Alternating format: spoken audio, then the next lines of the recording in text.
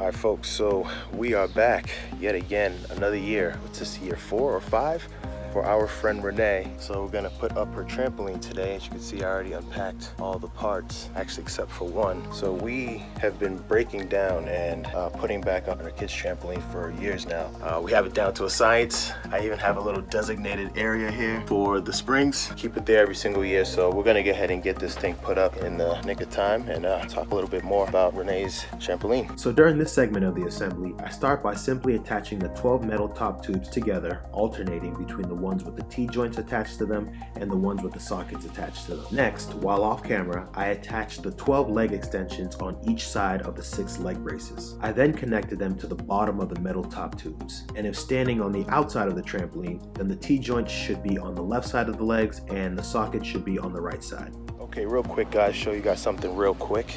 As I mentioned, we've been disassembling and assembling Renee's trampoline for about 4 or 5 years now. And I just want you guys to take a look at the quality and the still great condition that the spring pad is in. Mind you, this is what the kids are going to town on, jumping on, trouncing on. Heck, I even go to town on it. If you've seen any of my other videos when we're putting up Renee's trampolines, I'm even jumping on it, right? So I install these all the time and I'm telling you, this thing looks brand new.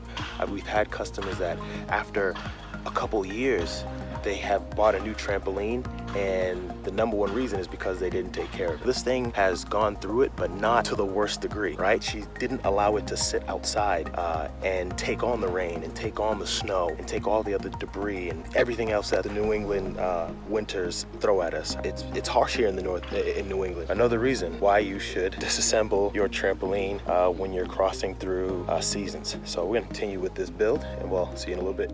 Next, I attach the jump mat to the metal top tubes using the springs. Notice how I start by connecting 4 springs to the 4 corners of the circle. I then attach a row of 6 springs, and then I attach another row of 6 directly opposite of the row that I just attached. I continue this method to properly install the entire mat. Do not try and attach the springs one after the other around the entire circle. It denies basic physics and it is impossible. It's also not hard at all to find people on YouTube constantly screwing up this step, so don't be like them.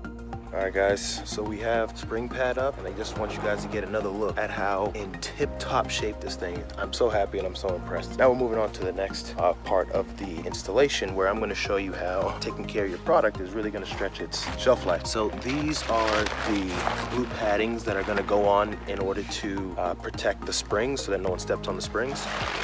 Underneath it, the way it works is you take these straps and you tie them underneath the metal frame. And if you look here, these are all still in great shape. Guys, usually these are broken in about 2 or 3 years. They're snapped off just because the kids keep jumping on it, and the weather just starts to wear and tear at the material. You can see on all of these, this is year 4 or 5 with Renee.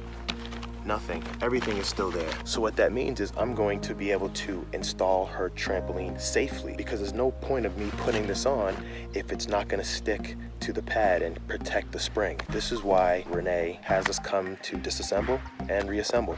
So we're going to continue with the build and talk to you guys in a little bit. In this segment, when attaching the frame pad, I start by just tying the elastic strings near the socket openings. I do this to make sure the frame pad aligns properly on the metal top tubes to leave room to install the poles in the next step. Once those strings are tied, I then go around and tie the rest of the strings.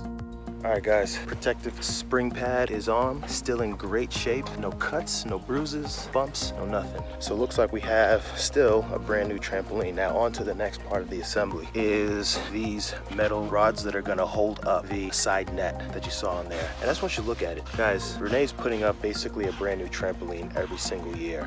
And she's really gotten a return on her investment in this trampoline. So we're gonna continue on with this build, and I'll show you guys the final shebang. In this last segment, I attach the 6 pole caps to the top of the 6 poles. Then I screw the pole caps into the top of the enclosure net. And finally, I lift and insert the 6 poles into the 6 sockets. Okay guys, the poles are up. As you can see, we have a brand new looking trampoline. Did want to make one note, there is some breakage to this particular foam pad and this one as well, right? And it makes sense because those are the foam pads that go right in front of where the kids are probably using to pick themselves up. So despite that, everything else is literally in beautiful condition. So I'm gonna get in, help Renee get this cleaned out of the leaves, and then we'll wrap up. And final note to self. Clean out the leaves on the trampoline before you disassemble this again. Sheesh. Beautiful trampoline. Just gotta give these a quick wipe down. Brand new.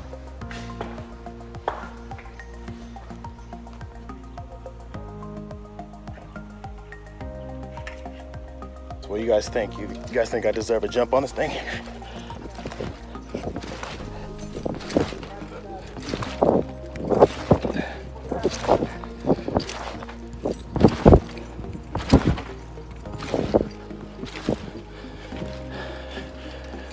I think it still works, guys. All right, there it is, guys.